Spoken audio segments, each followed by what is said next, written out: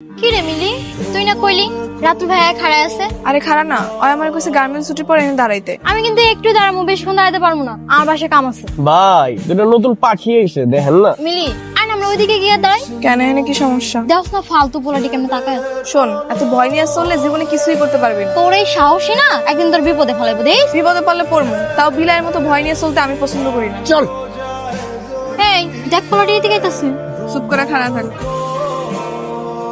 নাম কি? নাম দিয়ে কাম কি? এত দেমাগ প্রত্যেকে দেমাগের এনে কিছুই নাই। আর আপনার লাগে আমাকে কোনো কামও নাই। খরচ তো গার্মেন্টস এর চাকরি, এত ফুটানি আয় করতে গার্মেন্টস যেসব পোলাপাইন চাকরি করে সেগুলো সত্যিকার এক একটা নায়ক নায়িকা। ভাত ছাড়া যেমন মানুষ চলতে পারে না, তেমনি সুন্দর কাপড় ছাড়াও মানুষ ইজ্জত পায় না। আর এইসব ইজ্জতের লেগে আমগো তো লড়াই করতে হয়। আমগো তৈরি করা পোশাক চলে যায় দেশ থেকে বিদেশে, আর সেই কাপড়ের বিনিময়ে দেশ ডলার কামায়। গার্মেন্টস এ চাকরি করা পোলাপাইন সত্যিকারের নায়ক নায়িকা। ষোলো সিপাই যে নাসি।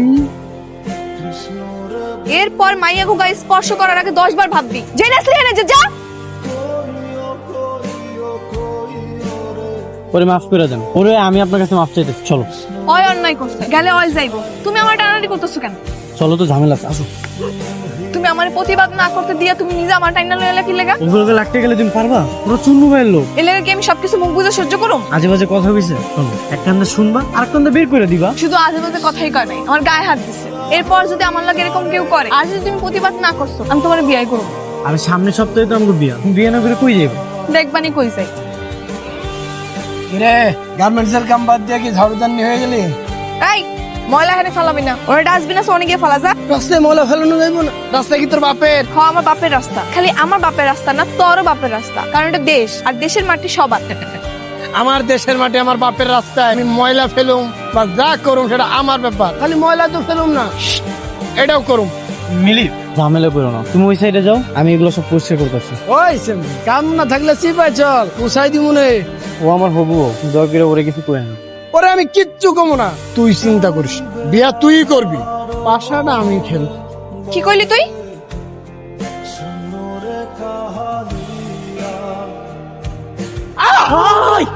কালকে শয়তানগুলোর উচিত শিক্ষা হয়েছে না রে? কিছু মাইনছে আল্লাহ দুনিয়াতেই শাস্তি ভোগ করে, অবতাই হয়েছে।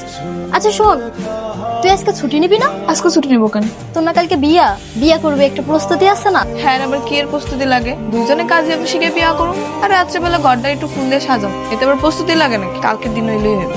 এই ওঠো, জানো তোমার বিয়ে করবো এইখানে এই বাসাটা মানে 6000 টাকাতে ভাড়া দিচ্ছে। আমরা একটা সাজানো গোছানো সংসার করবো। আমরা জলদি জলদি একটা বাচ্চাও নিয়ে আনি। আমি এই বাচ্চার জামা কাপড় সব নিজের হাতে সেলাই করবো, ঠিক আছে? ঠিক আছে, এত রাত্রে আবার কেন এলো?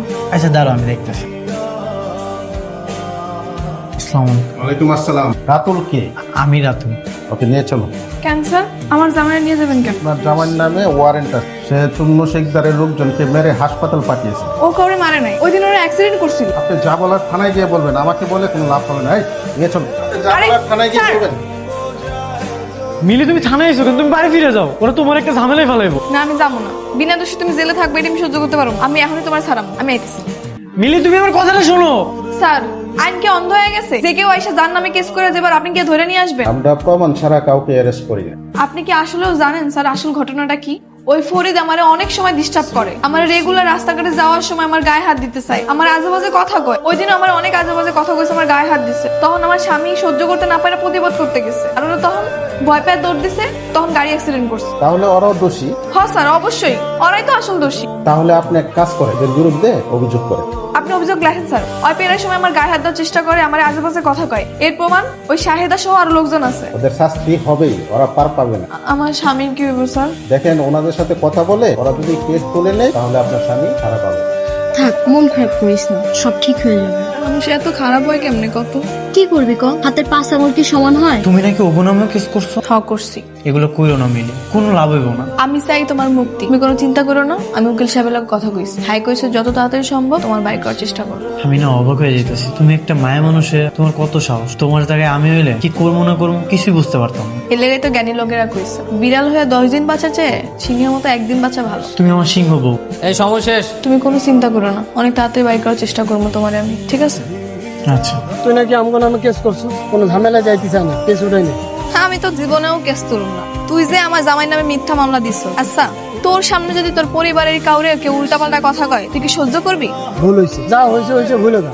তুই কেসটা তুলে নে, টাকা পয়সা লাগলে আমি দিতেছি। আমি এত সহজে কেস তুলুম না। আর ভাই কি করতে হবে তোর এখন কেস তোলা তুলি? তুই 10 বার কান ধরে উঠবাস করবি আর স্বীকারোক্তি দিবি জীবনে আর কোনো মাইয়ার ইফটিজিং করবি না। ক জীবনে আর কোনো মাইয়ার ইফটিজিং করবি না। ক আরে জীবনে কোনো মায়ের টিচিং করবো না। আর আমার স্বামীর বিরুদ্ধে তোর কোনো অভিযোগ নাই। ক তোর তো আমার বিরুদ্ধে আমার কোনো অভিযোগ নেই। যা, আমার স্বামীর বিরুদ্ধে আগে তুই কেস তুলবি, তারপর আমি কেস তুলব। পুলিশ কি তোমার ছাড়তো আমি যদি ওখানে আমি উল্টা কেস না করতাম? তা অবশ্য ঠিক কইছো, আমি তো ভয়ে পুলিশের লোক কথাই বেঁধে পারতাম। মানুষের উচিত জীবনে যেই কয়দিন বাইসা থাকবো ততদিন সাহস নিয়ে বাইসা থাকা, মাথা উঁচা করে বাইসা থাকা। ভয় পাইলে শুধুমাত্র আল্লাহ তাআলারে পাইতে হইব। কি রে তুই কি কাঁদতেছস? আরে দূর কান মুখে। ঠিক আছে আমি বুঝো। তুই সত্যি করে কও আমার কি হইছে? কিছু হয় নাই কইলাম তো। যা কাম কর, বস দেখলে বকবো। এতবার করে জিগাইলাম তাও আমার কিছুই কইলো।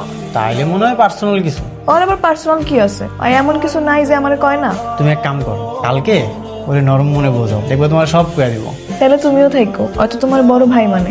আচ্ছা ঠিক আছে, কমনে দেহ সাইদা, আমি তোমার আমার আপন ছোট বোনের মতো দিই।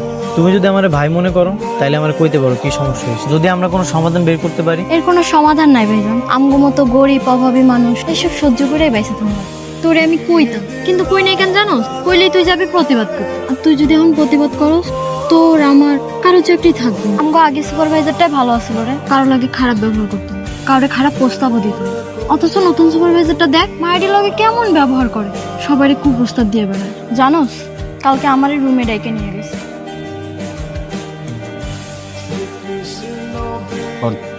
গোডাউন রুমে পার্সোনাল কথা আছে। আমার হাতে তো কাম আছে। তোর কাম আমি দেব না, তুই রাইতে বেশি আয়। কিন্তু ঘরের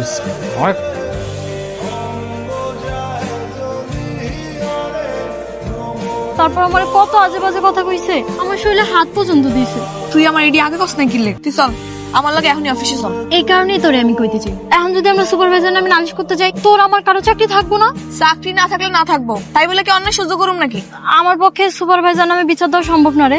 তুই তো জানিস আমার মাটা গ্রামে অনেক অসুস্থ, আমার চাকরিটা যদি চলে যায় না খেয়ে মরে যাবো। আচ্ছা আমি দেখতেছি কি করা যায়, তুই চল। তুমি সবার লগে কি এরকম হইতেছে? তাহলে আমার লগে এখনই চলো, ওই সুপারভাইজারের নামে এখনই জিএম স্যারের কাছে দিয়ে বিচার দিব। চলো। আমরা যাইতে পারবো না, হ্যাঁ নামে বিচার দিলে আমগো চাকরি কি থাকবো? আমরা আমাকে চাকরি হারাইতে চাই না। তোমাকে কারোই সাহস নেই, আমার একারই যাওয়ান লাগবে।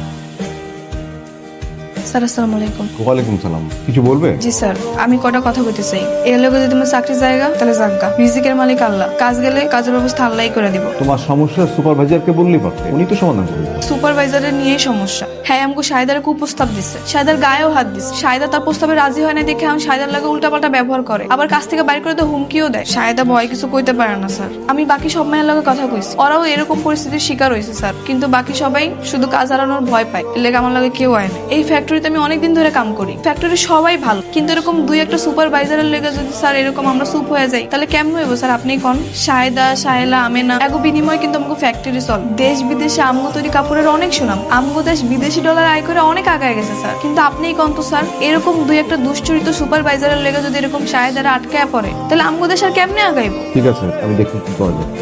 এর কিছুদিন পর জেএম স্যার মিলির অভিভাবককে ফ্যাক্টরিতে ডেকে পাঠান। তোমার কতবার কইছিলাম কোনো ঝামেলা না করতে। গার্ডিয়ান আসছে? জি স্যার, এজুনি আমার স্বামী। আমার মিলে ছোট মানুষ, ও কি কইতে না কি করে ফেলাইছে। আপনার মিলি ছোট মানুষ না মানে স্যার, আপনার ওয়াইফ যা করেছে স্যার অন্যায় করেছে, এটা আমি স্বীকার করতেছি। না, আমাকে বলতে দেন, আমি শেষ করি। জি স্যার বলেন। তোমার বউ মিলি হচ্ছে সমস্ত গার্মেন্টস কর্মীর আইডল। তুমি অত্যন্ত সাহসিকতার সাথে তোমার এই সহকর্মীদেরকে বাঁচিয়েছো ফিরনের হাত। তোমার মতো মিলিরাই পারে স্রোতের বিপক্ষে গিয়ে আমাদের সবার জন্য কার্যক্ষেত্রকে সুন্দরকে সুন্দরতম করতে। আমি মালিক পক্ষের সাথে মিলির ব্যাপারে কথা বলেছি, মালিক পক্ষ খুব সন্তুষ্ট। মালিক পক্ষ কালকে বিকেলে সবাইকে নিয়ে মিলিকে একটা সংবর্ধনা দিতে চায়। তোর মতো একটা মিলি সব ফ্যাক্টরিতে থাকা দরকার। আমার মতো মিলি না থাকলেও তোকে সবাই মিলি হওয়া দরকার। দেখবি সাহস থাকলে যে কোনো পরিস্থিতি অনুকূলে আনা যাইব। তুমি হাসতেছো কেন? করবে তাই নাকি?